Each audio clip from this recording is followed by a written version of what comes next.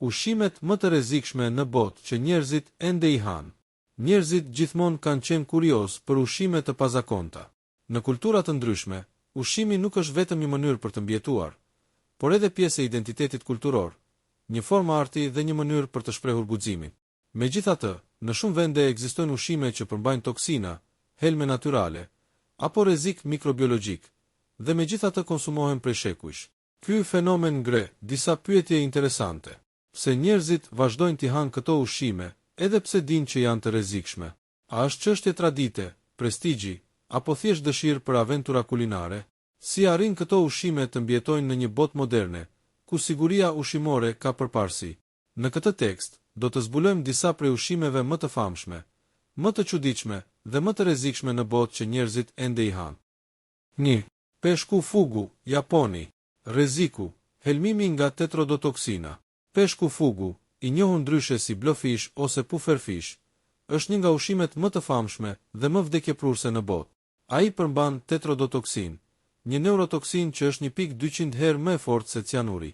Vetëm një dozë e vogël mund të paralizojë muskujt dhe të shkaktojë vdekje nga mbytja. Në Japoni, gatimi i fugut është një art dhe një profesion i rrezikshëm. Vetëm kuzhinierët e trajnuar për vite me radhë, të certifikuar nga autoritetet, lejohen ta përgatisin.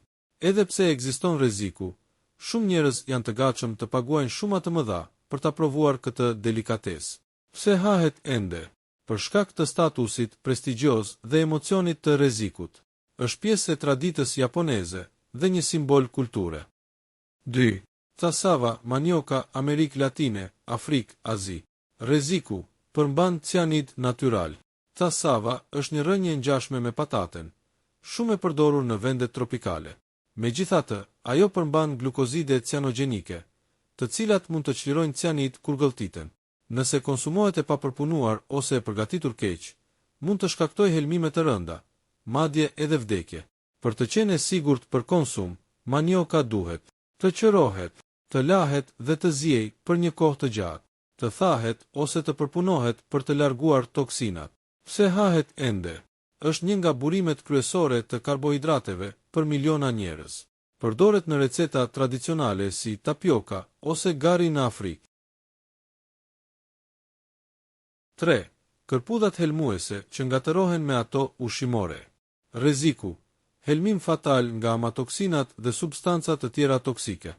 Kërpudhat janë një burim ushqimi shumë i vlerësuar në kultura të ndryshme, por disa prej tyre janë ndër organizmat më të rrezikshëm në natyrë. Një nga kërpudhat më të njohura dhe më vdekjeprurse është Amanita phalloides, e quajtur ndryshe death-cap. Edhe një sasi e vogël e saj mund të shkaktojë dëmtim të mëlçisë, dështim të organeve dhe vdekje. Shumë raste helmimesh ndodhin sepse njerëzit i ngatërojnë kërpudhat helmuese me ato të ngrënshme që ngjajnë nga pamja. Për shembull, Amanita virosa, engjëlli i vdekjes, ngatërohet me kërpudha të bardha të ngrënshme. Galerina marginata ngatërohet me kërpudha që përdoren për gatim. Pse konsumohen ende? Shumë njerëz shkojnë në pyll për të mbledhur kërpudha të egra, duke besuar se janë më të freskëta dhe më të shëndetshme. Traditat lokale shpesh i përcjellin brezat me receta tradicionale, por njohuritë mbi kërpudhat nuk janë gjithmonë të sakta. Mënyra për t'u mbrojtur. Mos hani kurrë kërpudha të mbledhura në natyrë, pa u siguruar nga ekspertët. Mos u bazoni vetëm në pamje, sepse ngjashmëritë janë të rrezikshme. 4. Qumshti i papërpunuar, raw milk. Rreziku, infeksione bakteriale serioze. Në shumë vende, veçanërisht në zonat rurale, njerëzit konsumojnë ende qumësht direkt nga lopët, dhit ose delet, pa e zier ose pa e pasterizuar. Ky qumësht i freskët shpesh shihet si më natyral dhe më i shëndetshëm, por në të vërtetë ai mund të përmbajë një sër bakteresh të rrezikshme si Salmonella, Toli, Listeria. Këto baktere shkaktojnë helmime ushqimore, që mund të jenë veçanërisht të rrezikshme për fëmijët, të moshuarit dhe gratë shtatzëna. Në shumë vende perëndimore, shitja e qumshtit të papërpunuar është e kufizuar ose ndaluar pikërisht për arsye sigurie. Pse konsumohet ende? Shumë njerëz besojnë se është më i pastër dhe përmban më shumë vitamina. Traditat rurale dhe nostalgjia për shijen e vjetër i shtyn njerëzit ta zgjedhin.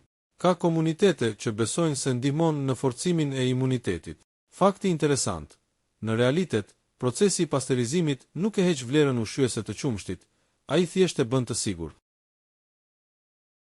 5. Surströmming, peshku i fermentuar suedez. Rreziku: bakteret dhe toksinat nga fermentimi i të zgjatur.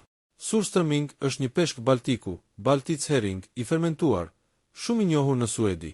Ai njihet si një nga ushqimet me erën më të rëndë në botë. Përgatitet duke e lënë peshkun të fermentohet për muaj të tërë brenda kanaçeve.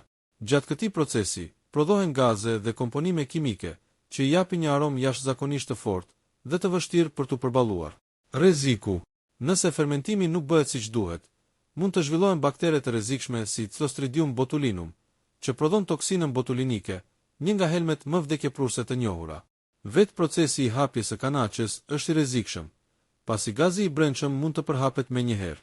Në disa raste, kontenierët shpërthejnë për shkak të presionit të gazrave. Pse konsumohet ende? Është pjesë e traditës suedeze, sidomos në veri. Shumë njerëz e hanë për sfidë ose për të provuar diçka unike. Është bërë pjesë e identitetit kulturor dhe turistik. 6. Thasu marzu, djathi me larva, Sardenja, Itali. Rreziku: larvat e gjalla dhe infeksionet e mundshme. Thasu marzu është një djath i njohur në Sardenjë, i cili prodhohet nga djathi pecorino, i cili infektohet me larva të mizës së djathit, Piophila thasei. Larvat tretin yndyrën e djathit, duke e bërë atë më kremoz dhe të butë. Rreziku: djathi përmban larva të gjalla që shpesh konsumohen bashkë me produktin. Nëse larvat mbjetojnë në stomak, ato mund të shkaktojnë një gjendje të quajtur miaz intestinale, e cila është e rrezikshme për shëndetin.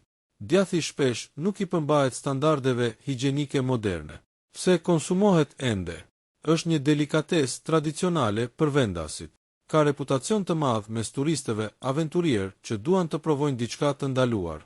Përfaqëson trashëgimin kulinare të Sardenjës, aq sa është quajtur djathi më i rrezikshëm në botë. Kuriozitet: ky djath është aq i famshëm, sa është futur edhe në librin Guinness të rekordeve, si një nga ushqimet më të rrezikshme për të konsumuar. 7. Karl, peshku i kalbur islandez. Rreziku: toksina nga amoniaku dhe fermentimi ekstrem. Karl është një delikatesë tradicionale islandeze, e përgatitur nga peshku i bardhë i Groenlandës, Greenland shark. Ky peshk në gjendjen e tij të freskët është i pangrënshëm dhe toksik, sepse përmban nivele të larta ure dhe trimetilamin okside, substanca që veprojnë si toksina. Për ta bërë të ngrënshëm, islandezët kanë zhvilluar një metodë tradicionale. Peshku varroset në rër dhe guralec për disa javë ose muaj, duke lejuar që lëngjet toksike të dalin. Më pas thahet dhe varet në erë për disa muaj të tjerë. Rreziku: nëse nuk trajtohet siç duhet, mishi mbetet i helmuar. Përmbajtja e lartë e amoniakut i jep një erë dhe shije tepër të fortë, shpesh të padurueshme. Pse konsumohet ende?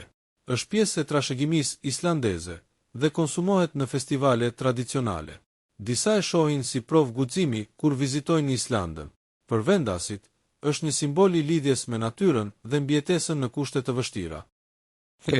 Sanguinatio dolce, ëmbëlsira me gjak deri, Itali. Rreziku: kontaminim bakterial dhe sëmundje nga gjaku i papërpunuar. Në disa rajonet e Italisë, sidomos në jug, ekziston një ëmbëlsirë tradicionale e quajtur sanguinatio dolce, e cila përgatitet duke përdorur gjak deri të freskët, çokoladë, sheqer dhe erza. Rezultati është një krem i trash, i ëmbël, që serviret zakonisht gjatë periudhës së karnavalit. Rreziku: gjaku i papërpunuar është një mjedis ideal për baktere dhe viruse.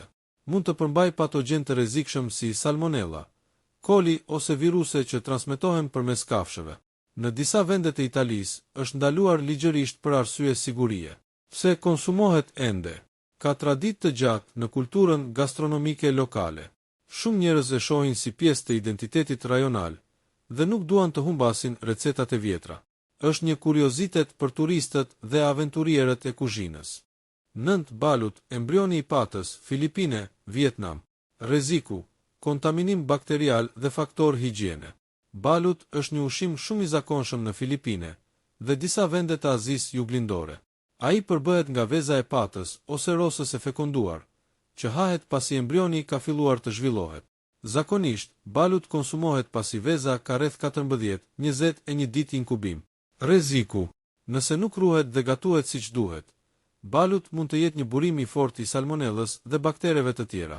Procesi i fermentimit dhe transportit shpesh nuk i përmbahet standardeve moderne higjienike.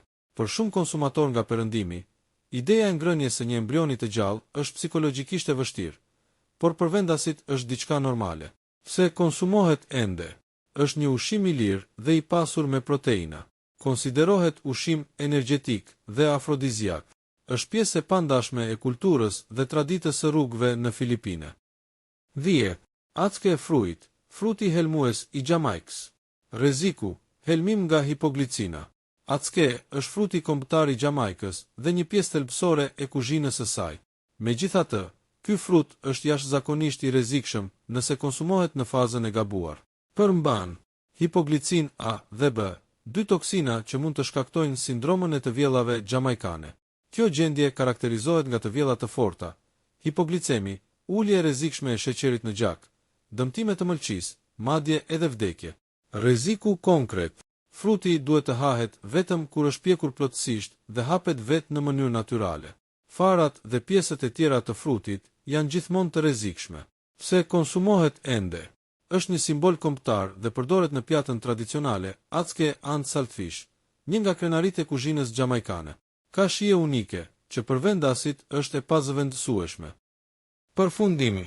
Nga peshku fugu në Japoni, tek ca sava në Afrikë, djathi casu marzu në Sardenjë apo fruti helmues acke në Jamaikë, njerëzit në të gjithë botën vazhdojnë të konsumojnë ushqime që në pamje të parë duken si kërcënim për jetë. Arsyet janë të ndryshme: tradita, identiteti kulturor, prestigji social, dëshira për eksperjenca ekstreme, apo thjesht mungesa e alternativave ushqimore. Këto ushqime tregojnë një të vërtet të fuqishme. Ushqimi nuk është vetëm mbijetesë, por edhe kulturë, guxim dhe identitet. Për disa janë thjesht kuriozitete të rrezikshme, por për të tjerë janë thesare të vërteta që lidhen me historinë dhe jetën e komunitetit të tyre. Prandaj, para se të provoni një nga këto delikatesa të rrezikshme, kujtoni, siguria duhet të jetë gjithmonë mbi gjithçka. Disa ushqime janë interesante për t'i parë, por jo gjithmonë për t'i shijuar. Shijet e rrezikshme shpesh nuk vlen më shumë se shëndeti juaj.